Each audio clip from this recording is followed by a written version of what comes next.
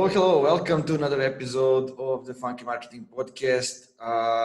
This is the podcast where I'm having conversations with good people doing good things for the good people, people who are entrepreneurs, designers, developers, all kind of different people, but the people that have something to say and that are really making an impact. Today, I have the pleasure to have Steven on the podcast. I was a guest on his podcast. We tackle kind of my story. Now it's time to go back to his story. He has a lot of things to share.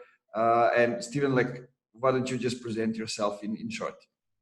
Yeah, how's it going? So I'm Steve Pope. I run SGP Labs. I help primarily professional service providers you do content marketing. So I help them think through a lot of the stuff that they want to do, but they just don't have the time to think through, or the patience to kind of put all the pieces in place to get them going.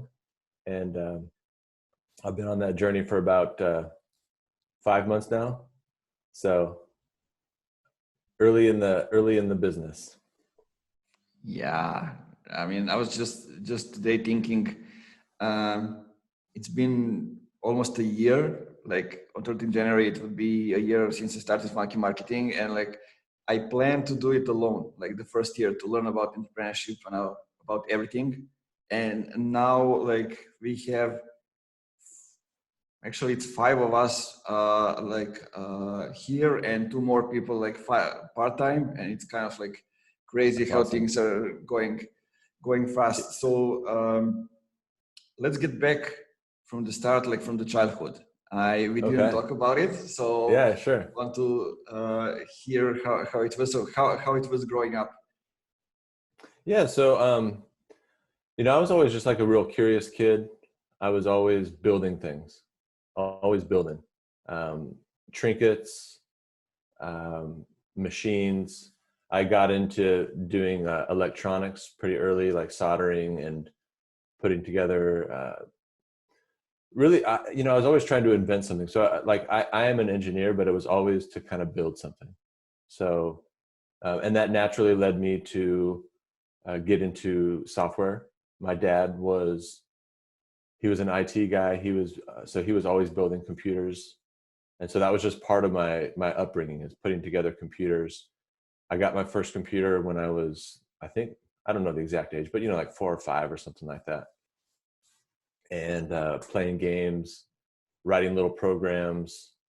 So that was kind of my childhood. And then that always kind of continued to grow. So I started to do more and more computer stuff. I wrote programs to categorize my baseball cards. I wrote a menu program. This is, well before we had graphical user interfaces. So I wrote my own menu program to navigate DOS. Stuff like that. So that was kind of my early childhood. Sounds good. And trying to see the similarities, how much we look up to our parents. My father was a basketball coach, so it was natural for me to go and play basketball and do all kind of things. I even learned from him when it comes to entrepreneurship. He was a failed entrepreneur, so I learned some of the things that I shouldn't do. I'm sure my my mother had some other opinions. It's funny that you mentioned that, because my parents, they all had their own businesses too. So I think that's kind of why, I'm assuming that's why that I've just always had my own business. Pretty much, I've only had a job for 2 years of my life. Mm-hmm. Yeah, that's interesting. And as I'm talking with people, I see that a lot of people who have that heritage from the entrepreneurship from the parents tend to become entrepreneurs. Like in my environment, my father was an entrepreneur for a short period of time. Most of the time, he was working in marketing when it was I don't know, when I was born in 1984. So it was totally different things. We just got computers and everything. And then in the later years, he worked in in a different way in marketing, but like more in tourism, organizing events, those kind of things. And it's yeah, I guess it was that's why I waited so long to become an entrepreneur. I guess like I didn't have the background. The only one that I have was failure, Yeah. so it was And, kind and of. you, and you also mentioned that in your country, it's kind of frowned upon. I saw one of your articles Yeah. on that.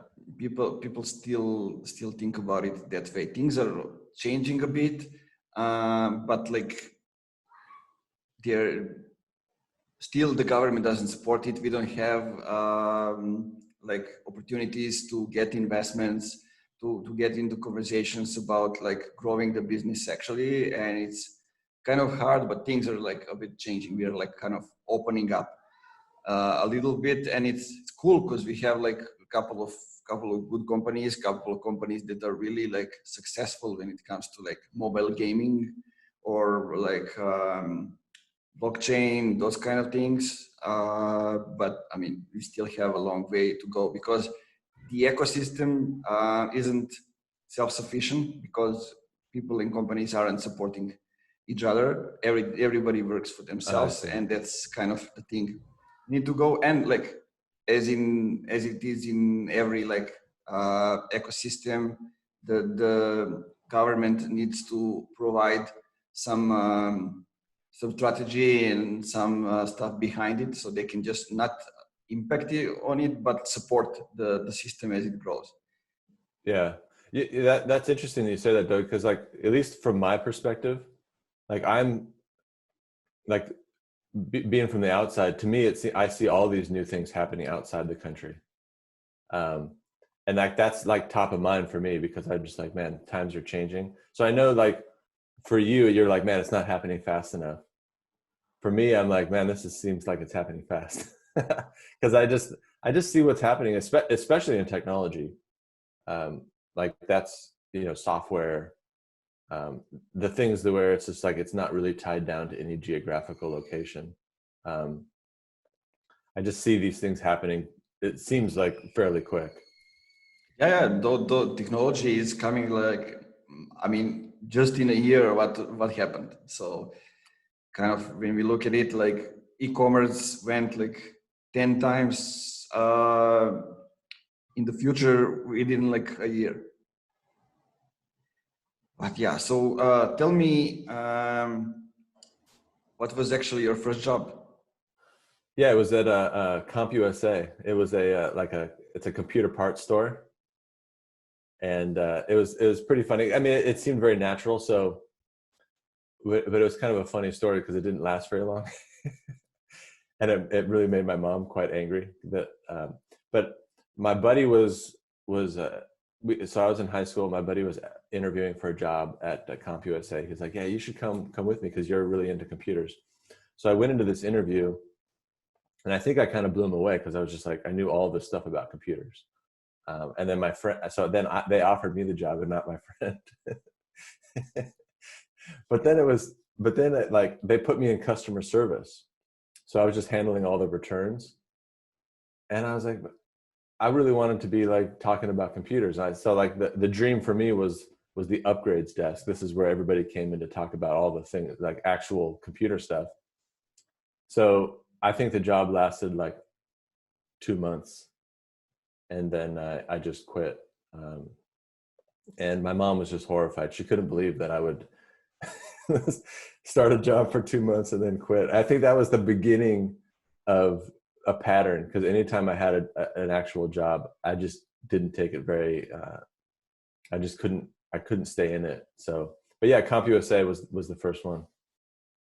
Yeah, so did you have in mind like I'm just now gonna quit because I don't like it? Did you have a plan, or did you just react instantly like this is not something that I want to do? We'll figure out later. Yeah, I wish there was some big master plan that I was hashing out, but it was like it literally. I just didn't like it. I looked at my bank account and I looked at how much money I spent, which wasn't very much. I've never been like a big spender. I'm not into like buying things really. Like I just buy the things that I really enjoy. So I looked at my bank account. I think I had like $1,000 in there. I was like, man, I can live I can live like 2 years on this. So I said, why do I have this job? There's no reason for me to have it. So, and I was in high school and I just didn't see the value in it. And so after that, I just finished out high school, and then I went to college. So after I graduated high school, I did get another job that I held for, I think, 9 months, close to a year, which is I think my longest stint. And I was getting up at 5 a.m. I was in traffic for an hour going there and coming back because it's LA traffic. It's just kind of crazy. And I was doing computer stuff there. I was basically fixing computers and all that kind of stuff. And I had this. My parents were always very generous with helping me with school. But if I wasn't in school, then I pretty much had to. At that point, I had to have a job. So, but I still hated that job enough to where I was like, I'm just going to go back to school. And that was kind of the catalyst to actually go back. And so I went to a junior college. And it was funny too, because I could barely get into college. I wasn't very good in school. I'm dyslexic. So, and like when I was in high school, my mind was always wandering. It was always like, what am I going to do when I get home? What am I going to build? What software am I going to write when I get home? So I didn't really do very good in high school. I almost dropped out. So the only college that actually accepted me out of high school was a Christian school that I think they would let anybody in as long as you paid them enough money. You know, it's just like and I didn't want to go there because it just didn't fit. Like, so then I went to a junior college for a couple of years, and what's funny there is that I barely did well enough there to get in to transfer. So I got into this thing called the transfer admission guarantee. And it was basically, if you get this GPA, then you can, and you pick, and depending on the college you want to go to, if you get this GPA and you do these things, you're guaranteed to get in. And I was like 0.2 above the limit.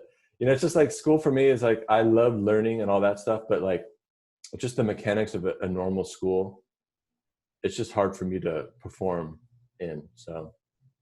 Yeah, and I was just about to say, before you said all this, like I was just about to say, kind of like the story reminds me of all of my friends who are like very into technology, like fixing computers, work in the store, and then got to study electronics, and then there's a twist. Like I still see there are like obstacles for dyslexic people, for people who have any kind of like trouble of following the lectures, actually to be good at school. Kind of like it's not created that way. Right. Yeah. It's meant for a certain type of people, and I would see like those people thrive, you know. And you know what's interesting is I learned that. Like, luckily, my elementary school, they learned what was going on, because they're like, why are you not doing well? Because it seems like you know some stuff. Like, it doesn't seem like you're. So they kind of diagnosed what was going on, and they would try to help me. But I think more than anything, I just knew something was different, and I had the awareness to understand that. So I just kind of started to learn how to learn for myself. So for instance, like I've done a lot of my learning. Now it's kind of great because you have YouTube and all these resources, right? So it's incredible. But back in the day, I would just interview people that I knew were smart. So I had several friends that read a lot, and they would talk about the books. I would just sit down with them for a half hour. I would just start interviewing them about the book. Like, tell me what's going on. Like, they were basically my Cliff Notes. I don't know if you know do you know what Cliff Notes are? It's like, yeah, okay. I didn't know if they called it the same thing, but yeah. So I would just interview people, and I think it's interesting because I think even those skills come to me today. You know, it's like I've got my own podcast, and I'm just interviewing people and using those same skills, just like digging into the things that I find, like the way I kind of run my podcast is like, it's like I'm just interviewing them to learn the things that I think are interesting. And that's kind of how I navigate my particular podcast. And I think it stems from just, being a kid and doing those things. Yeah, it's kind of like I like to see it as kind of a mentorship, like when they say how can I find a mentor, like the answer is usually find the person that you look up to, that you want to learn from, and get as close as possible to them. So now podcast gives you the right opportunity to do that, even to some people that maybe you thought you can never had a chance to talk to, right? Yeah, the podcasting has been really interesting. It's been I'm looking forward there. Sometimes it is kind of like it is a little bit of a, it's like weekly commitment. So, but yeah, it's been an interesting thing to figure out on a lot of different angles, but that's one of the main ones. It's just like reaching out to people and saying, hey, I'd like to hear about your journey. How about coming on? And for the most part, people come. I haven't had too many people say no. I've had a couple people just not show up. But it is how it is. I was just like last week, I think it was the first time that my guest overslept. And it was like, okay, like I'm in Serbia and trying to fit in people in 7 a.m. Sometimes it happens. Yeah. But like, I was just thinking, listening to you, I was thinking about when I entered like the college, because I wanted kind of to study tourism because I was organizing all kind of events and being interested in those kind of things. And I tried to do this in the Faculty of Economics, like in Belgrade, like the capital city.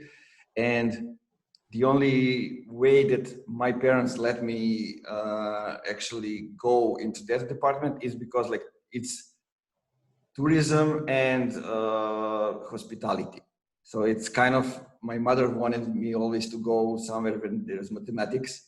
And it's funny because I didn't learn mathematics at all. I was just like clever and figuring things out. I have like,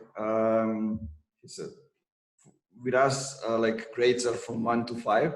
So I had tools from mathematics and from physics, and I had 5s from all the other things that we learn, so I can have an excellent I can be excellent in the end of the year. And I just didn't learn that. I just figured out, oh, I can get 2 and I can go on. But like I didn't get on the state budget in Belgrade, so I needed to go back to the nearest city from my hometown, Niš, and they didn't have that department. So I ended up studying marketing.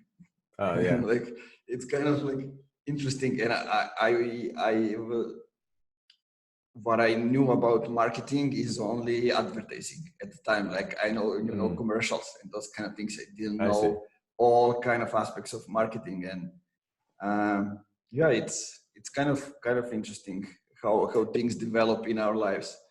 Yeah, for sure. And it's funny because as you were saying that, I was almost wondering. It seems like it would almost be hard to teach marketing. It's like you can talk about it, but then it seems like you kind of have to do some of the stuff to really learn it. At least that's kind of been my experience. Looking back, I'm wondering if, because obviously people did teach me. I've read books, I've watched videos, but I end up not really figuring those kind of things out until I actually try them. Yeah, I like to try out things as well. I think today I read on LinkedIn by the post by Yak when he said the same thing, like marketing you need to do it to understand certain things. But tell me, how did you actually start your entrepreneurial journey? Yeah, so it kind of happened, I guess on purpose, because I just didn't like having a job. But after college, I started building a car computer. So this was back in like 2000, and it was just like I sourced the whole thing together myself and built the software for like a car computer. So I had a screen and like I could play games in my car and it'd play music. And then while I was doing that, a couple of people saw it, and they ended up just hiring me to write software. And So, right out of college, I was already kind of working for myself. And then, yeah, well, I will say this too, though, as well, as like, ever since I was a kid, I was always trying to sell stuff. So I had the lemonade stand. I had, like, on the 4th of July, I would go buy Cokes and Pepsis, and we would go up and down the hot street during the parade and like sell, upsell the Cokes that I bought for 25 cents for like $1, So I kind of always had that spirit of trying to get people to buy things. And, my family was nice enough to buy some of the stuff I created. But then, so then back to college, it's like after college, I started just writing software. And then fairly natural, I did have a stint in there where I took a job for a short period of time, but pretty much after that, I was just writing software. And I kept doing that. And just over time, the company just built up. So by the time I ended up selling the company, there were, I had 25 employees. I had earned several awards for growing the business, including like Inc. magazine, fastest growing companies. And, we were doing $7 million a year. So it kind of just, my journey was, at that time, it's kind of funny because some of the things I learned in that process is kind of why I'm doing what I'm doing now. But it just kind of like happened. I was doing good work. I love to code. I love to help entrepreneurs build their stuff, whatever they needed. Business owners. I just loved getting in there and helping people, helping them think things through. And so by doing good work, the business just kind of grew. And then that's kind of how it started.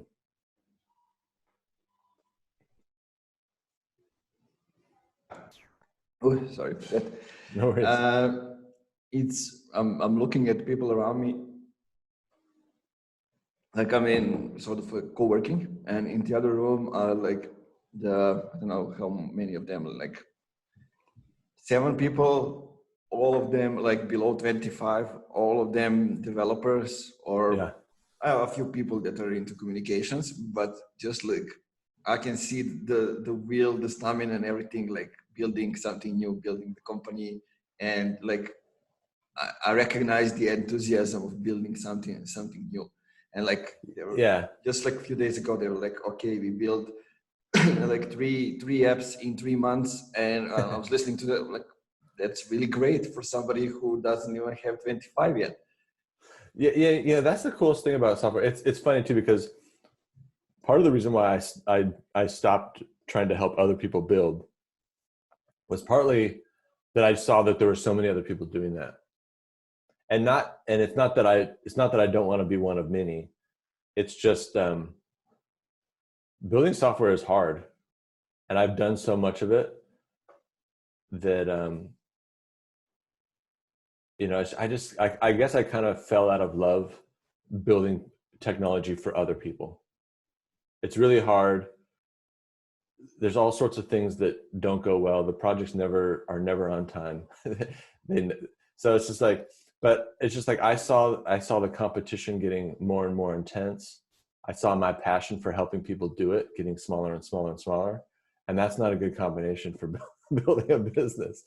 Like increased availability, losing passion.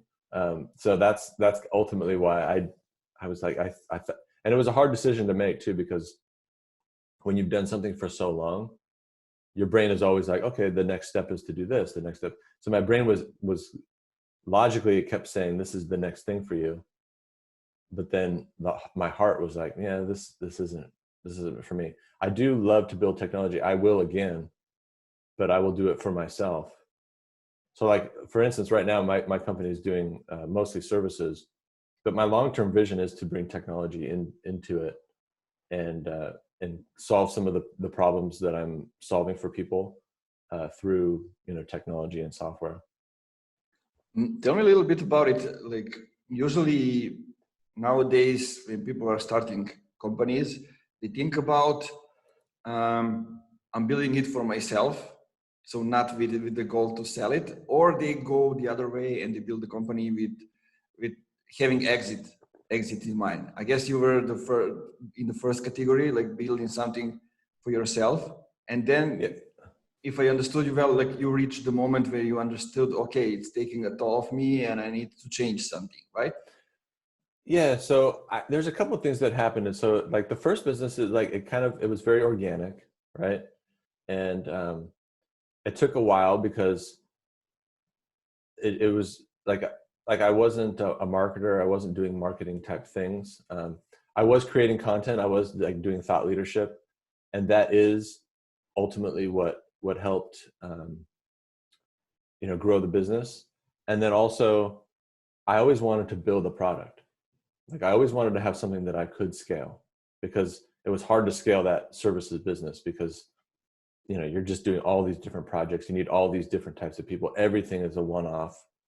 And it was just really hard to scale. I mean, you can do it, but so when I started the next business, I did have a couple of things in mind. I wanted to have some sort of product. I wanted to have something where, um, I could package something up. And so I didn't necessarily set out so that I could sell it, although that is in my mind. I want to build something that has, it's like, it's got all the systems and processes and a product in place. So I did go into this one with that in mind. Like I didn't want to do hourly work. I don't do it now. When people ask me, hey, can you do this or this? I just say no. Like these are the products I have. The products have morphed over time, but only for the sake of making the product better so that I can have something that can scale.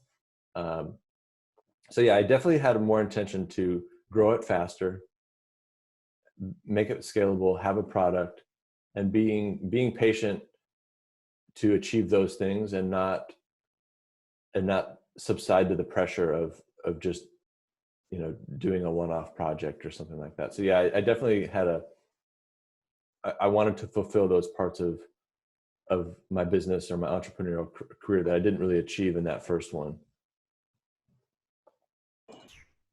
So after those two businesses, right? What did you make? Did you took a break? You want to get out of it? Just think about what's next. I don't know what usually people do. I don't have that experience, but maybe like spend time with the family, or Yeah, just. I did do some of that. My brain had a hard time not thinking about what to do next. So I had probably 50 different things. If I could give somebody advice after selling a company, just like relax. Like maybe you just can't. But yeah, so I did spend some time with the family. I like building that company for a lot of different reasons, which is a whole other story. There was a lot going on. So like after selling that, it was a pretty major event. And, even like emotionally, like you built something for that long and then it's all of a sudden gone. You have a team that's helping you, all of a sudden that's gone. Then you got the upside. You have money in the bank and all that kind of stuff. But I don't know. It's like I wasn't necessarily prepared for that, nor did I have somebody to kind of walk me through. And I didn't even. There was a couple of people I talked to, but I didn't have somebody helping me think that through. So yeah, I did kind of take a break, and I knew my mind told me what to do, but my heart didn't necessarily know. And it took me a while to figure that out. It took me a while to even be aware of that dissonance that existed, which was kind of interesting. So I kind of went through a lot of different like emotional things, just like just becoming like more present. I picked up meditation along the way. I started to kind of realize like the value of patience and all these different. So I think I learned a lot more on the mental side than I really did on the business side, because I had already built a company. So I think the things that I've really learned over the last couple of years is like marketing skills and mental skills, because I've and learning how to cope with being an entrepreneur better is really the skills that I've acquired in the last couple of years. those are good skills to acquire, and especially like you acquire them not only by like building a business, selling it, but also like getting away from it. It's kind of when you understand what you have actually built, you know, like what other skills do you have, and kind of like the way I see it, getting your mind in the right place so you can go to the next level. Yeah, yeah, totally. That's been the thing I've been going through, and it's been fun, man. It's been. I would say it's like even though it's probably it's the least risky time in my life, because I have things to fall back on, which I think can sometimes make things harder for you. Having that, um, it's definitely been the most challenging mentally to just recalibrate, and then just decide to do something totally different than you've been doing your entire life, like, which is what I'm doing now. I just took a total left turn. I mean, there's a connection, like it makes sense what I'm doing, but it is a total career change. Like, I'm not building technology for anybody. I'm not, of course I'm in this world, you are dealing with technology. How could you not? But I'm not building software anymore for people. And for a while that felt strange. It felt strange to even say that I'm doing marketing, but that's what I'm doing now. Yeah, is that break, was that the time when you started to play piano? No, Like, I started playing piano earlier.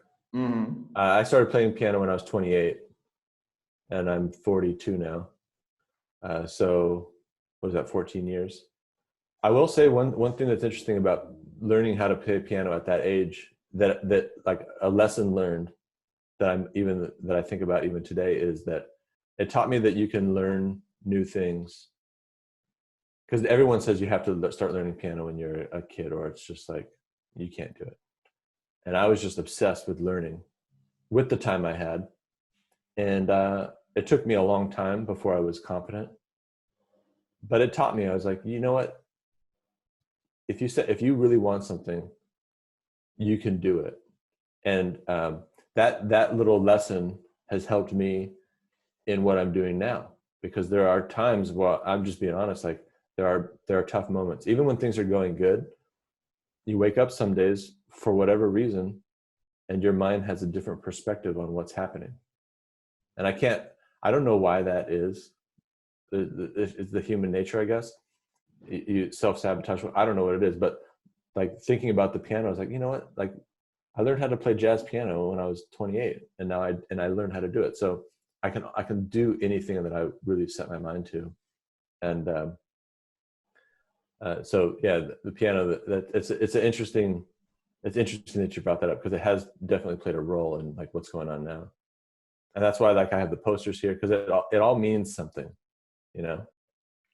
Yeah, yeah, exactly. I love that part. I love that you are bringing like jazz, piano, music in, like, I'm seeing it from time to time. You involve that in your content and things that you were talking about, and kind of related to it, because like my father at the time was somebody who was throwing like parties in 70s, and like as a basketball player, like girls were all around, and he was playing like all kind of different songs and different vibes, and I kind of think that I inherit some of the taste for the music from him, and now I'm listening to all kind of music. Like, I don't know even anybody from here that's like listening to jazz.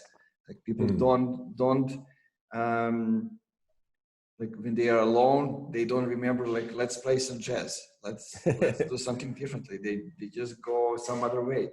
And it's, I don't know, kind of music for me, and I guess it's for you, is important part of everything that's happening. And Yeah.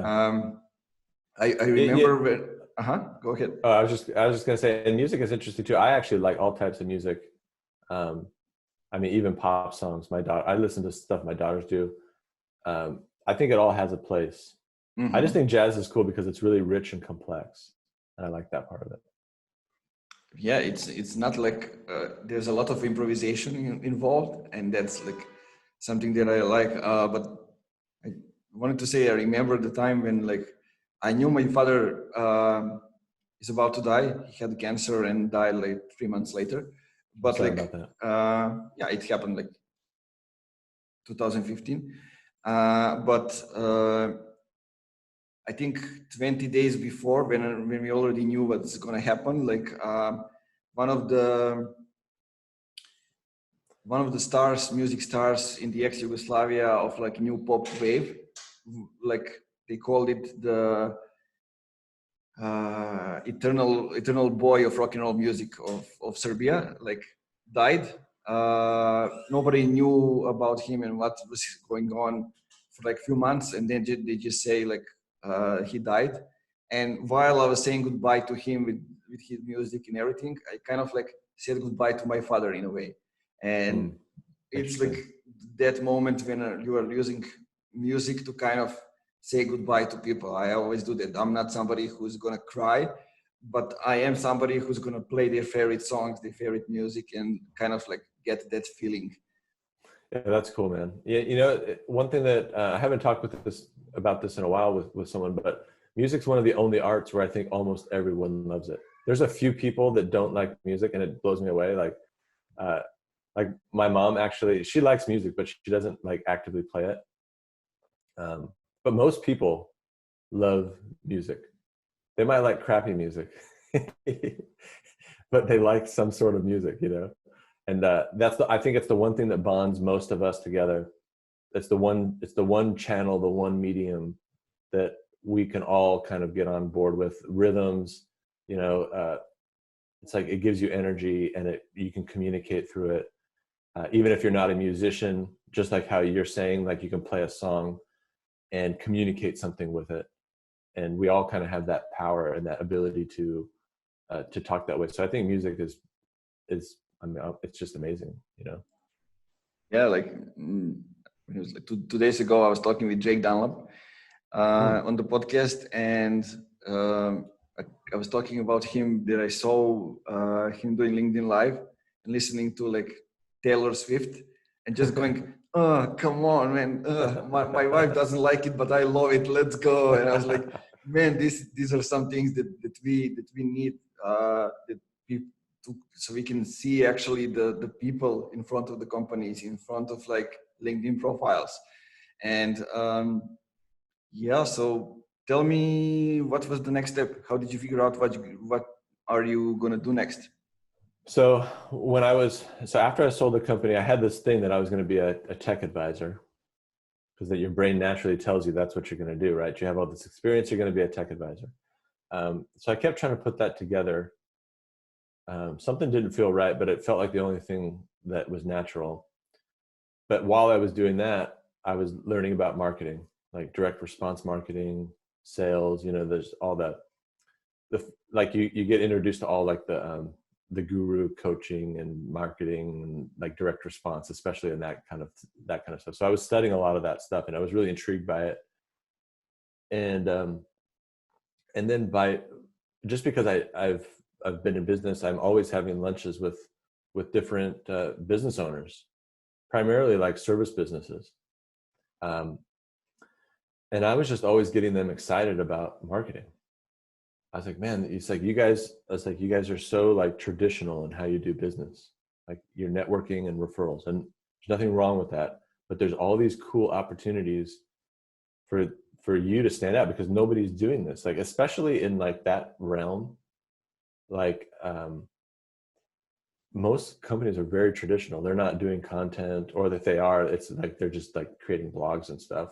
They're not really thinking about it that way. So I just started talking to them, and I was getting so excited with them. Like there were times where like they started, like I could tell they were like, I didn't have a product at the time, but I could tell like if I did, they would be interested in it.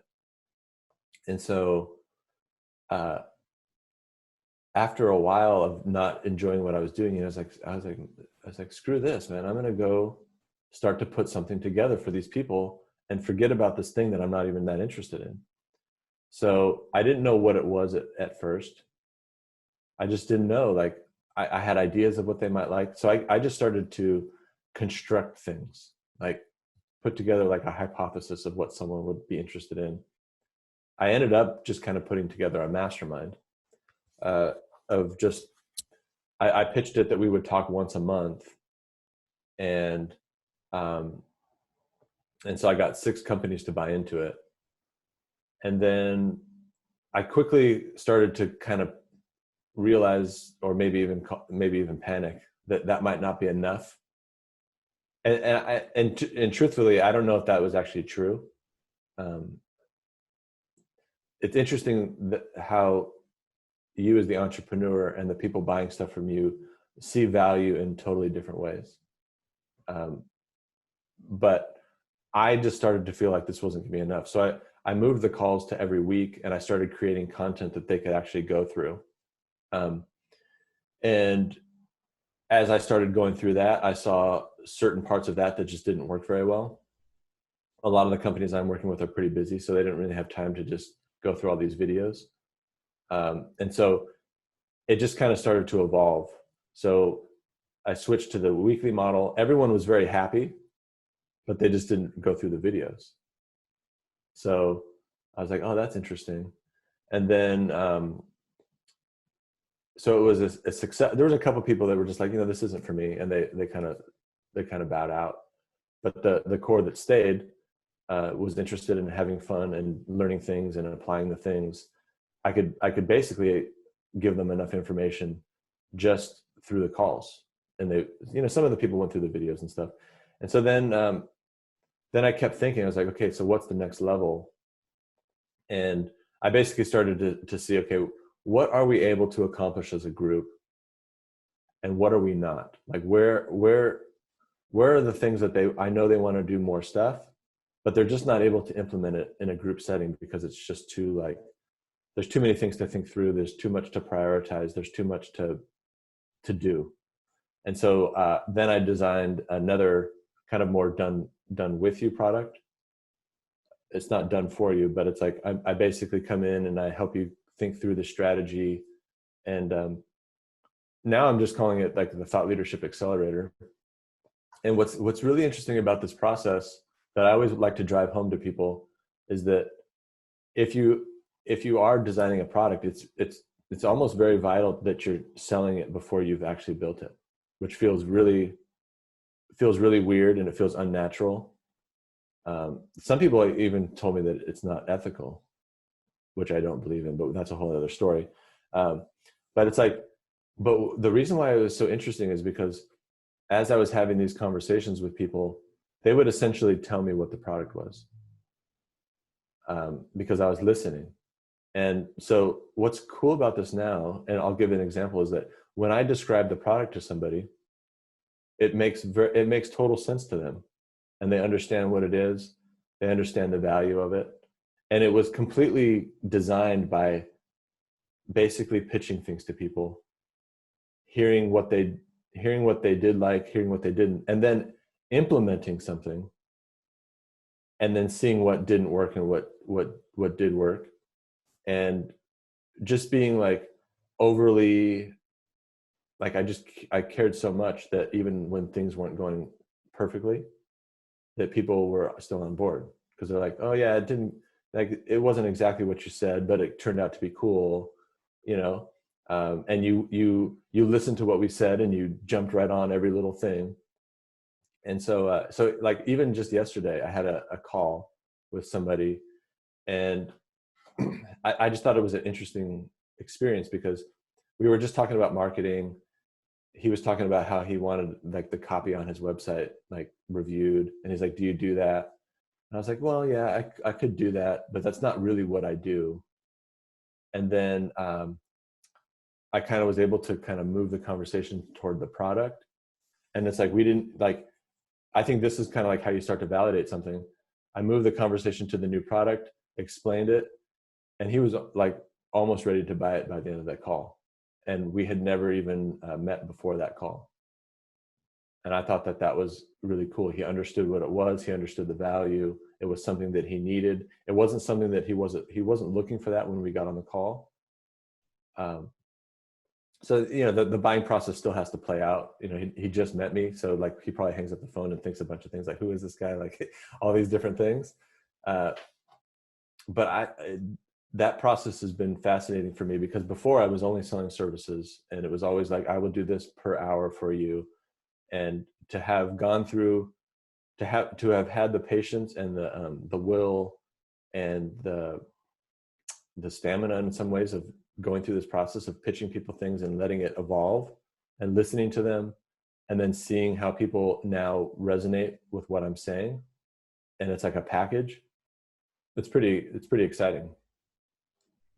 It is, and I recognize so many things that is happening to me in your story. Like, I still have trouble in setting up all the things that we do on the website. I still didn't find a way to do it. It's enough that it stated the value that we are providing on the website, but like, I was able to I knew what we were doing and what is the value that we were doing, and I knew the process. So on the sales calls, I was explaining it, and it would fit perfectly with a client and with anybody who was on the call. Actually, I think more people um, we rejected as potential clients that they didn't want to work with us. It happens like in this way because they weren't the perfect fit for what we are doing. So I figured out, okay, I need to write at least 2 articles that are explaining what we are doing, and that's how I can present it. Even when somebody asks me, so can you give me just like an overview of what you're doing? Here are 2 articles. At least that's something that I can do, and still trying to find a way to actually implement it all on the website. Like, we need to do now we actually did the rebranding when it comes to more visually than what it is in the essence of what we do. But when you come to the website, we still have all colors, all logos. So we're kind of waiting for like this Christmas and New Year to find time to work on that. But it's kind of interesting. You started with something, you didn't even know like exactly maybe what is your target group or what is the service, what is actually, let's say, the product, and then you were working with people, talking with them, and kind of developing it. Like, and like, I remember when we started, like, e-commerce was also on our list of potential clients. Now it's definitely not the client that I want to work with, but I didn't know it at the time. Yeah. I saw that in one of your posts. Yeah, it is fascinating if you're willing to like go through that process. I think too many people want to race to the market, because if you just sell a service, people need certain things. People need a website, right? So if you're going to do websites for people, you could probably do it faster, but it is going to be commoditized. Other people are going to be competing for it. And if you're willing to kind of go through the pain and anguish of doing what I was doing, then something cool can happen if you're really aware of what's going on and you patiently go through it. And it's funny too, because you mentioned those pieces of content that you wrote, those 2 pieces of content. That's actually kind of interesting too, because that's kind of how my product developed, is that I ended up making a diagram, partly inspired by some of the things I've seen you do. Like, I saw you do you did a diagram on your content machine. Mm-hmm. And so then I made a diagram of like kind of like a framework for doing content marketing. And it just helped me visualize it. And then I started showing that to people. And then they were like, man, I love that diagram. And I would have to say, like, making that diagram was partly random and not, it was intentional, but not. And it ended up being a cornerstone of what I'm doing now, because I showed enough people that, and like 5 out of 5 people were like, oh, that makes so much sense.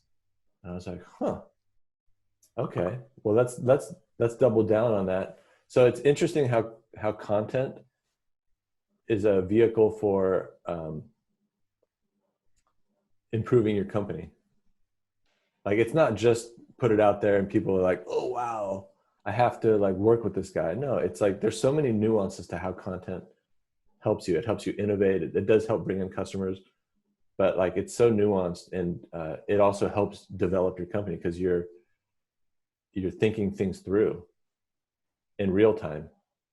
And especially if you can involve people in creating that content. Like this is also the podcast. These are some things like I was on sales calls. I was sometimes even creating the strategy using analytics, just creating these diagrams and everything and explaining why is something there, how the traffic comes, what then happened, what's the process, the whole funnel. And they felt like they are creating the strategy with me. You know, they are part of the process, and then it was easy to move on from there. It wasn't something like, wow, what is he actually talking about? It was like, aha, that's it. Kind of like with diagrams, with all those kind of different things, because people are part of the process, and it's also They can see it. They can see they can see themselves in the future. Exactly. And like, I mean, that's why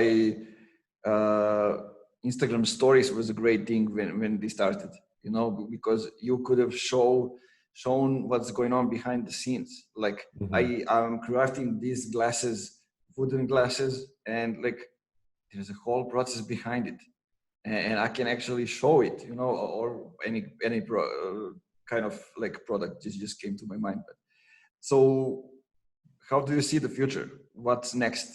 What's the direction where you are going? Yeah, so I'm starting to so I ran the group. The group's still going. I'm starting to work with new clients on the Thought Leadership Accelerator, and that helping them basically implement this content distribution system that I've put together, and that has been that's been the easiest thing to convert, which is interesting.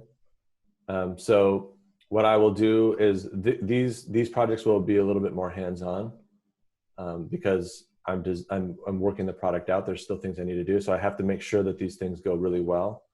But as I'm going through the process with these people and these companies, I'm documenting everything as I go, so that when I get to the next company, and you know, maybe 5 or 6 companies down the line, it will be more productized, and I can.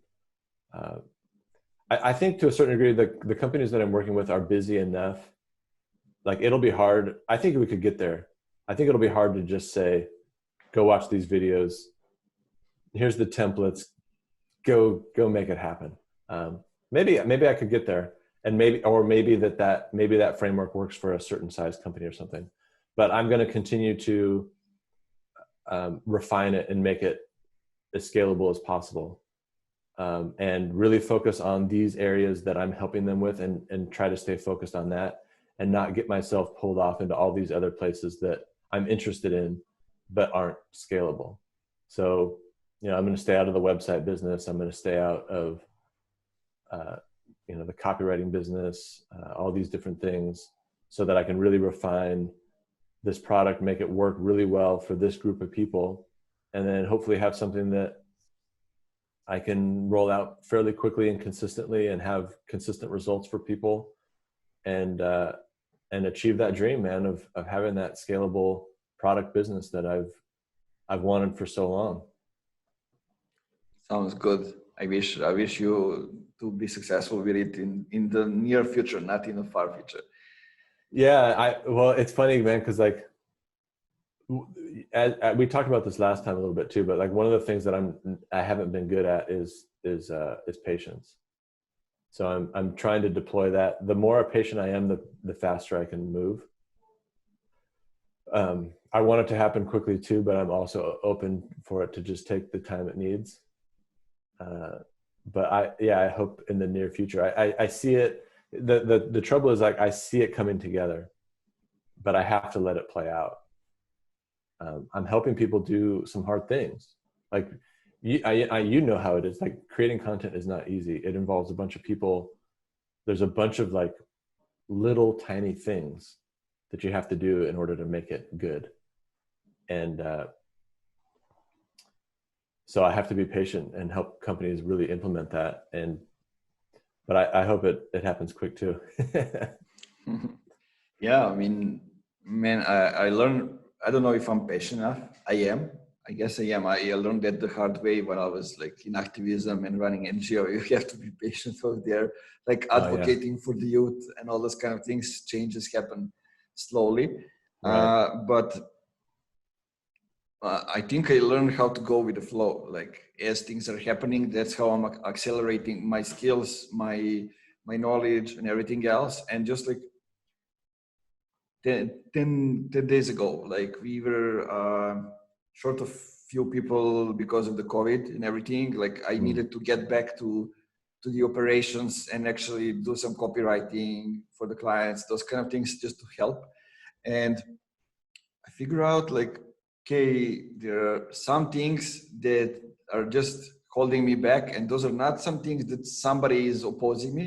Those are like things that I have in my mind, Right. and kind of like coming from Serbia, how much do we charge, like those kind of things. And Interesting. Yeah. we've been through the year, so people now know us. They don't recognize us as a company from Serbia, but also as sort of we are close to having a brand.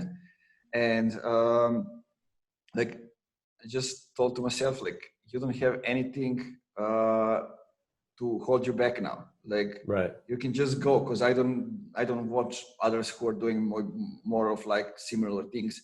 I don't watch them as a competition, because we are different. We are doing things in our own way, not try to copy anyone.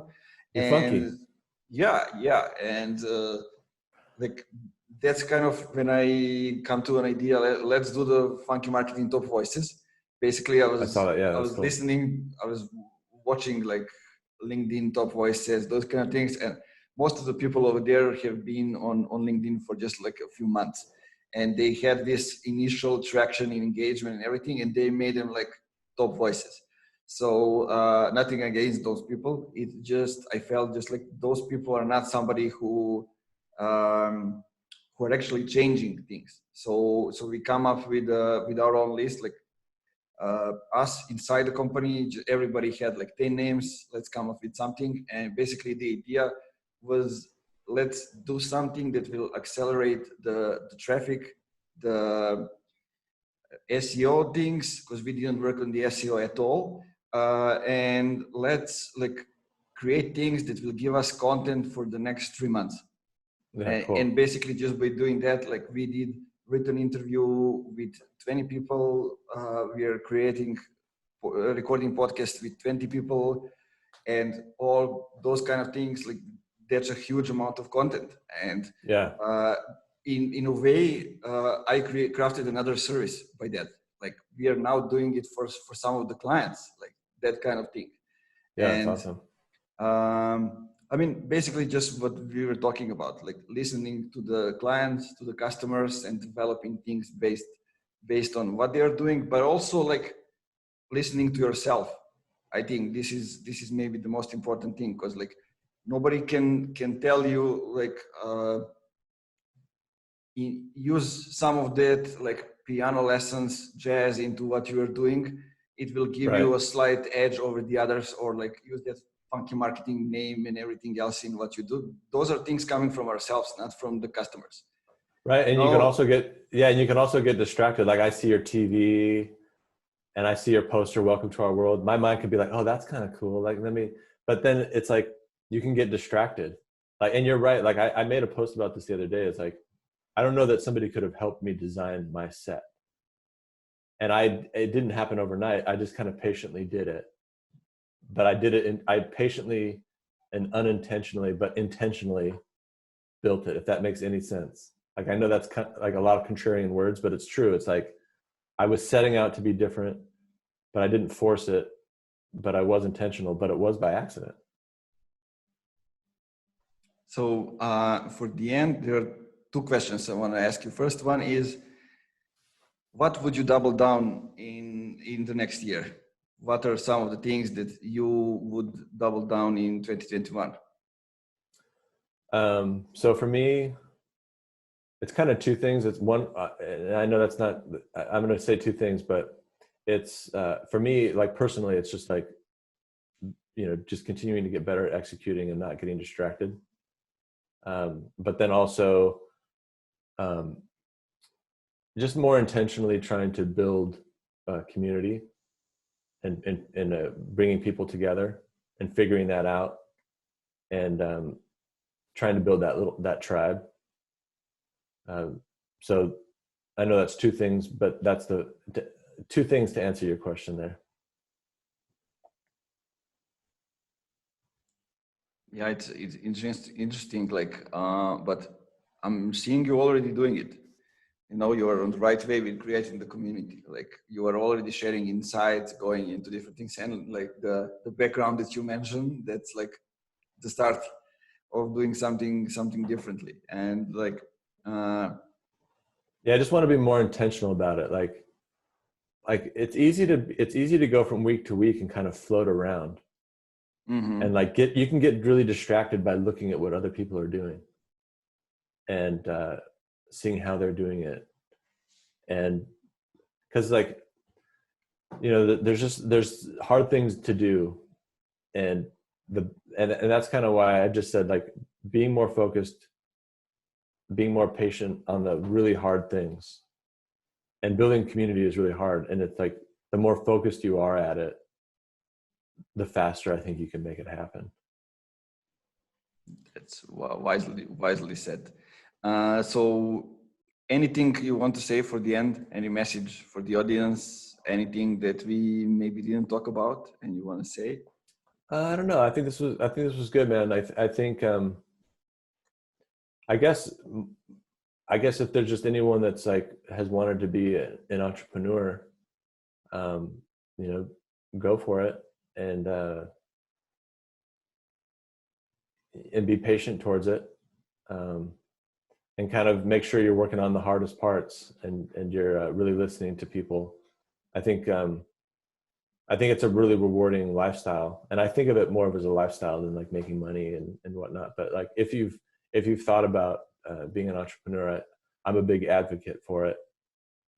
So and if anybody is interested in like some advice or anything, you can always feel free to reach out to me about that. I'm always trying to help people think those things through. And so I'd say, I guess the final thought is, like, if you've been thinking about being an entrepreneur, go for it, because it's a blast. It's a way to really live in the moment and enjoy life. I think that's the way I look at it. Yeah, me too. I just wrote a post, I think, on Facebook and Twitter, just saying the same things and saying, like, those people that are in entrepreneurship just to survive, they're gonna tell me in the comments, like, get out of here. But like, that's the way I see it as well. So if they want to reach out to you, where can they find you? Yeah, so I'm on LinkedIn. I think it's like / Stephen G. Pope. And then you can always find me on through my website, sgplabs.com. And yeah. Yeah, you can also follow Steven's podcast. Yeah. Also, he has a good one, talking with some great people about interesting stuff. Yeah, and you were on there too, talking interesting stuff. Yeah, and I want to have you back. I want to have you back on again, man. I feel like there's a lot we could continue to chat about. Yeah, definitely. We need to build it up. Thanks, man. Thanks for being on. Thanks for sharing a lot of things. And see you all on LinkedIn, I guess. Yeah, and again, thanks for having me on. And it's been fun watching you on your journey. And you really stand out in my mind, especially like when the first video I saw of you. So, I'm looking forward to seeing where you go here, and it'll be fun to be talking in a year and see what happened. Yeah, that'd be fun, man. Hopefully people are walking around like normal. Who knows what's gonna be. Thank you once again, and guys, see you. Actually, we talk to you in another episode. Cool. I'll see you.